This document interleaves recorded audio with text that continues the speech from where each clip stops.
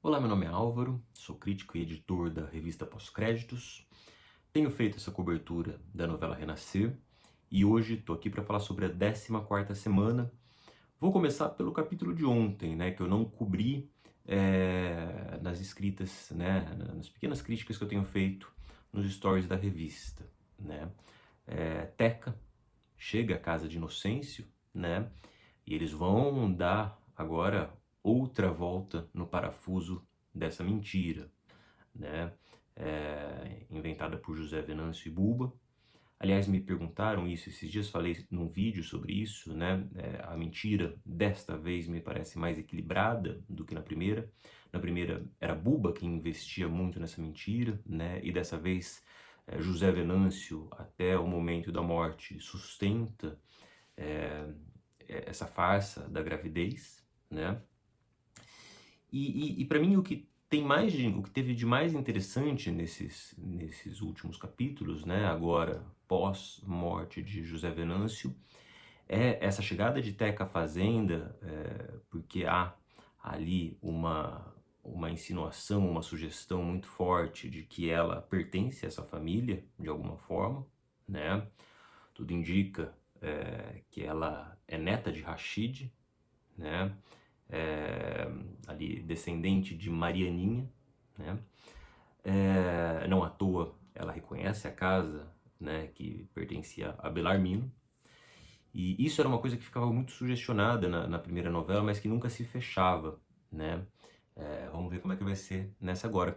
E com essa chegada de Teca, né, tem um duplo movimento, eu acho, né? O primeiro movimento é de Mariana, a protagonista. Esses dias me provocaram, né? Mas será que Mariana é tão protagonista assim? Eu acho que é. Mariana, escrevi sobre isso. Mariana é essa personagem que ela chega com uma necessidade de vingança, desculpa, um desejo de vingança, mas ela tem uma necessidade de ser protegida. E a mudança de arco de Mariana é sair desse lugar, dessa necessidade de querer ser protegida, né, pelo patriarca, pelo coronel, e passar a protetora. Essa é a mudança de Mariana nessa trama, né? Ela ainda não chegou a esse lugar, ela está caminhando, né? E Mariana tem um incômodo muito grande com essa chegada de Teca, justamente por isso. Eu acho que ela não sente ciúme do amor de José Inocêncio, porque ela nunca teve esse amor, eu acho. Ela sabe que esse amor é de Maria Santa. Mas ela sente ciúme da proteção que ele dá às demais mulheres que chegam a essa fazenda, né? Por que que Mariana não sente ciúme de Inácia, né? Por exemplo, que tem um vínculo tão forte, tão anterior com José Inocêncio? Porque Inácia é a protetora de José Inocêncio, né? Então, ela tem ciúme de Buba, né, num primeiro momento, agora de Teca, né? Só que esse ciúme dessa vez, e eu não consegui voltar aos capítulos da novela anterior de forma mais debruçada, mas esse ciúme dessa vez me parece bem mais enfatizado, né? Mariana tem aquele enfrentamento com Teca, né, que foi ao ar na cena de ontem, em que ela usa, né, ela é muito esperta, ela usa da linguagem de Teca. Teca sempre fala, tô ligada, tia, não sou sua tia. Ela fala, também tô ligada, né? Então tem esse jogo muito saboroso no texto, né? No subtexto do tô ligada, né? Tem muita coisa implícita aí, né? O Robert McKee fala no livro dele, né? Às vezes é melhor usar, né, a esfera do não dito. Há muita coisa não dita, né, nesse tô ligada de Mariana, né? Mas que tá ali, né? Para bom entendedor, o tom, né, da fala basta, né? E Mariana, eu acho que é quem aponta, então tem essa força muito equilibrada, né? E essa teca da Lívia Silva, ela é menos. A teca anterior da Paloma Duarte também era respondona e tal, mas essa parece mais esperta, mais viva, ela dissimula melhor, né? Ela é uma teca jovem, adolescente. A teca da Paloma Duarte era ainda bastante infantil, né? Então essa teca eu acho que talvez ela vá oferecer uma resistência inédita aí nesse confronto que vem já redobrado, né?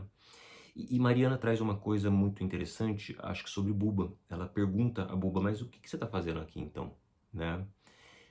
E aí isso me trouxe uma coisa muito interessante dessa trama, né? O quanto essa necessidade de José Inocêncio de ser avô, né, esvazia Buba, né? Porque a partir do momento em que ela não é a genitora, que ela não é a mãe desse bebê, que ela não está gestando essa criança, né? Ela é meio que descartada e Mariana é quem alerta isso em cena, né?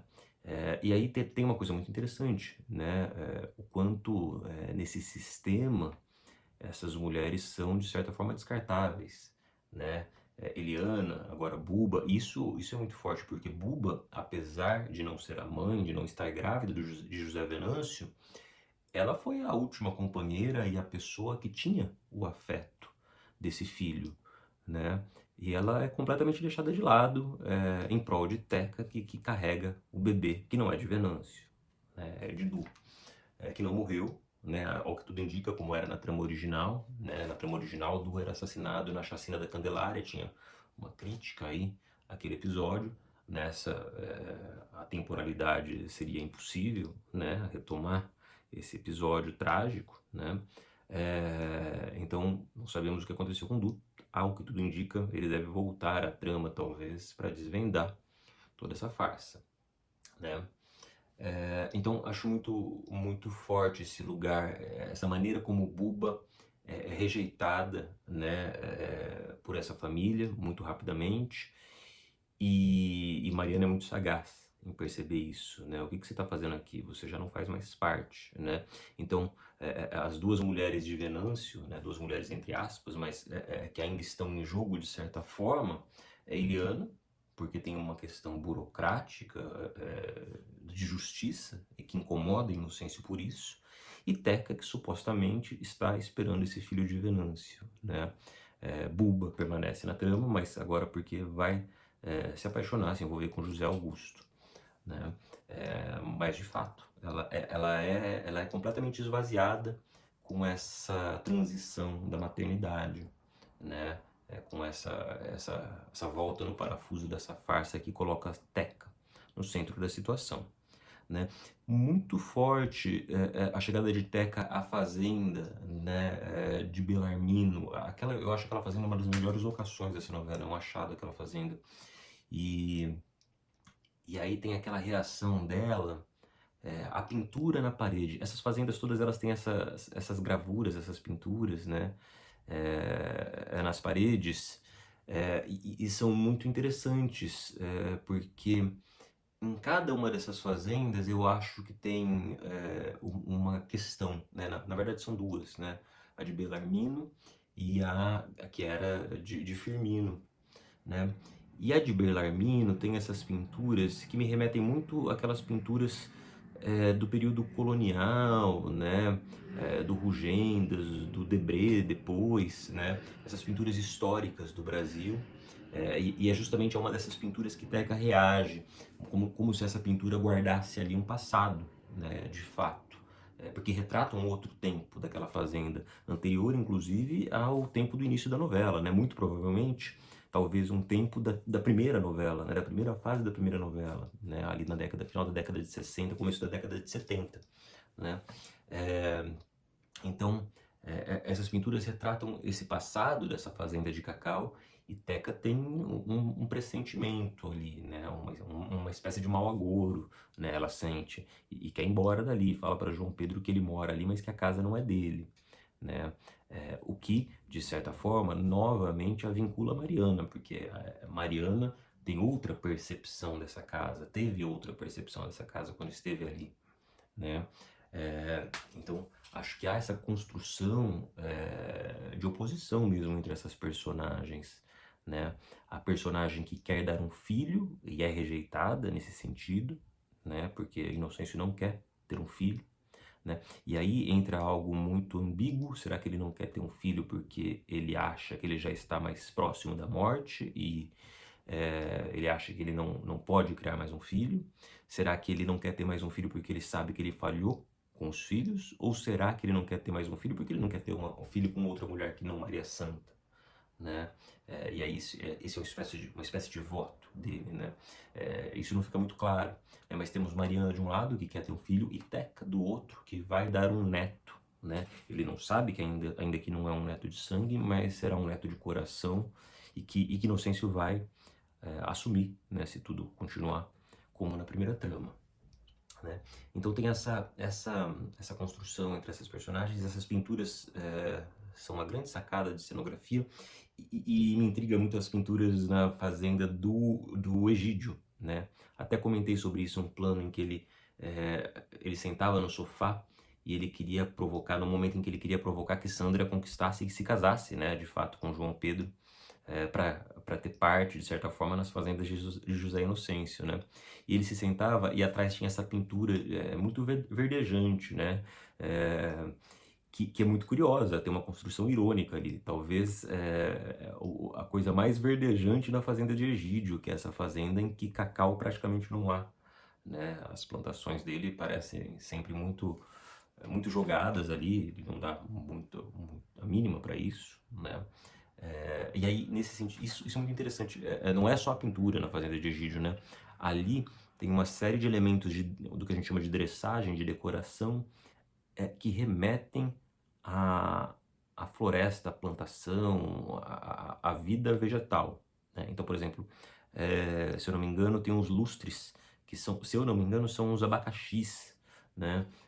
Então, essa casa estende esse espaço, né? Mas que é um espaço muito irônico, porque tudo está nessa coisa do meramente simbólico decorativo, né? Essa fazenda não é como a fazenda de José Inocêncio, né? Então talvez Egídio tente emular dentro de casa a fazenda de José Inocêncio. Então separei essas questões aqui, né, que me parecem muito evidentes ao longo da semana, por conta aí na esteira do assassinato de José Venâncio, né? Ainda sobre o assassinato de José Venâncio, me passou uma coisa que eu queria ter comentado, que é a escalação do Jackson Antunes. Eu já tinha acho que falado sobre isso, né? Mas como ele e o Marcos Palmeira funcionam bem nesse tipo de cena em que exige uma intimidade, uma densidade emocional muito forte, né? Tinha uma cena ali dos dois, um quadro muito fechado nos rostos, né? E é uma escalação que acho que retoma, são dois atores que retomam não só um imaginário do universo do Benedito Rui Barbosa, mas uma parceria, né? Esses dois atores, por exemplo, surgem juntos em cena em Esperança, como amigos, né? Entram na trama juntos, né? E contracenaram em outros momentos, né? Então, isso me parece também uma boa sacada de casting, né? Por fim, ainda falando dos atores, né? Essa semana teve uma série de cenas, acho que envolvendo Norberto e Rashid, aquela cena com Ritinha e Izinha chegando à fazenda, é uma cena muito divertida, as duas chegando, se não me engano tinha um slow na caminhada delas, assim, quase como personagens meio tarantinescas, de certa forma, se aproximando. E aí eu fiquei pensando muito nessa construção de Rashid e Norberto, em como eles estão e vão estar mais próximos ainda da casa de Jacutinga, né? Que muito em breve já começou esse movimento, vai se tornar uma casa de acolhimento, né? Para lá vão Eliana, depois Joana e Tião, a própria Yolanda, e por fim, eu não me lembro se a ordem é exatamente essa, mas Mariana também vai parar nessa casa em algum momento. Esses dois personagens têm essa proximidade com essa casa, e aí fiquei me perguntando muito, né, do papel desses personagens masculinos que constroem uma outra masculinidade, engendram uma outra masculinidade ali, que é muito diferente tanto das que a gente vê nos Inocêncio, quanto em Egídio, por exemplo, né? E fico me perguntando sobre essa questão do comércio, né? De que ambos são comerciantes, mas são esses comerciantes diferentes de Egídio, né? Que são comerciantes que na verdade fazem a transação, né? E exploram a partir dessa transação, né? E que negociam num outro patamar, mas são esses comerciantes da coisa doméstica, da coisa da vida na casa, que comercializam coisas ali sem explorar ninguém, né? E que vão então criar essa ponte com essa casa, né, que está ao lado e que vai ser esse lugar de acolhimento e regido por mulheres, né, a princípio por Sandra, que já tomou, né, a gerência desse lugar, né, que vai capitanear esse lugar. E então tem essa masculinidade que ela não é, digamos assim, ela não é a masculinidade da autoridade, né? Ela não vive da exploração, como é a de Egídio, e como é também a de José Inocêncio, né? Porque por mais que ele seja um coronel justo, né? Mais justo, mais consciente, né? Ele ainda vive de uma estruturação ali capitalista, em que há uma hierarquia de classe, né? E ele é o mandatário de tudo aquilo, né? Bem ou mal, ele influencia na vida dessas pessoas, inclusive nas pessoas em quem ele não tem, a princípio, nenhuma ligação, como Tião, né? A vida de Tião começa a escorrer a partir da mentira de José Inocêncio, né? Então, acho que Norberto e Rashid, só fechando essa ideia, eles vão criar essa outra masculinidade, né? Que de certa forma vai apoiar ali esse lugar da sororidade, né? Que vai ser essa casa de Jacutinga, né? E me parecem ser masculinidades únicas nesse universo de renascer, né? Desses dois homens que têm características muito às vezes aproximadas, mas que quando estão juntos também parecem bastante, tem nuances próprias, né, nessas construções. Escrevi um pouquinho, inclusive, essa semana sobre a escalação do Almir Sater para o Rashid, o quanto ele parece trazer na composição o Rashid do Arutin, do Luiz Carlos Arutin, que fazia o original, mas ao mesmo tempo numa outra corporeidade pela simples escalação do Almir Sater, que é um ator que tem toda uma outra, um outro corpo, uma outra imagem muito diferente da do Luiz Carlos Arutin, né? Então acho que tem um contraste, uma graça interessante nessa composição. Acho que eu escrevi bastante coisa ao longo da semana, não sei se teria mais algo a destacar aqui de memória, o que eu anotei a princípio foi isso. Acho que a trama passa agora por uma série de remontagens e rearticulações de personagens que vão ser muito importantes, né? A aproximação de Eliana e Egídio, a gravidez de Sandra, que está chegando aí, né? E acho que esse próprio afastamento de Damião e Ritinha, o estabelecimento de José Bento na fazenda, acho que agora sim ele se estabelece definitivamente nessa fazenda, né? Então tem uma série de novas articulações entre os personagens, Buba e Augusto, né? E que devem dar agora um novo fôlego à história, né? Até aí a próxima virada, que na minha memória eu acho que está muito próximo ali da separação de José Inocêncio e Mariana, né? José Inocêncio se ausenta em um determinado momento e volta, ele vai fazer um negócio numa fazenda. Não sei se isso vai ser mantido, eu tenho a impressão que o Fagundes sempre tirava uma semana de férias no meio dos trabalhos, né? Então havia essa trama, embora houvesse cenas dessa trama, né? Que eram as cenas justamente que envolviam a Mara Carvalho, que vivia a Aurora, que era uma personagem que tinha um envolvimento romântico com o José Inocêncio ali num determinado momento, mas aquilo passava muito fácil, muito rápido, né? O que agora, não sei quem vai fazer essa personagem, se de fato ela for voltar na trama, mas seria um bom momento para Maria Fernanda Cândido voltar à trama, né? Já que ela foi uma personagem tão querida e tão marcante ali no primeiro capítulo, né? Vivendo talvez uma outra personagem, né? É uma personagem pequena que passa pela trama só, né? Para criar ali um afastamento maior ainda entre José Inocêncio e Mariana. Mas isso ainda está um pouco longe, acho. Ainda deve ter ainda lá os seus 20, 30 capítulos até isso, pelo menos. É isso, por hoje é só. E voltamos na semana que vem. Até mais.